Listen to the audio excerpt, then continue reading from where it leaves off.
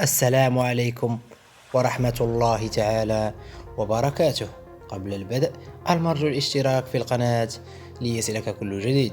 بدأ مشجعو أسود الأطلس بمجرد الفوز على بلجيكا بدراسة حسابات التأهل إلى الدور الثاني من منافسات كأس العالم فيفا قطر 2022، وهذه هي احتمالات مرور المنتخب المغربي إلى دور الستة عشر: الانتصار على حساب منتخب كندا من أجل التأهل مباشرة بغض النظر عن نتيجة مباراة كرواتيا وبلجيكا، التعادل ضد كندا من دون الانتظار، أيضا مواجهة كرواتيا ضد بلجيكا.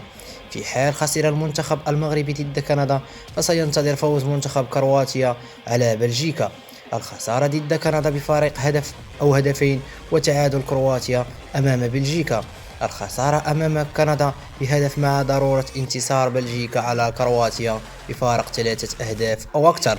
وخاضت مجموعة وليد الركراكي التدريب يوم أمس الاثنين بصفوف مكتملة، بمن في ذلك ياسين بونو الذي تخلف عن لقاء بلجيكا قبيل لحظات من انطلاقه استعداد لمواجهة الحاسم يوم الخميس ابتداء من الساعة 4 عصرا بملعب الثمامة في الدوحة. إن أعجبكم الفيديو المرجو دعمنا بلايك.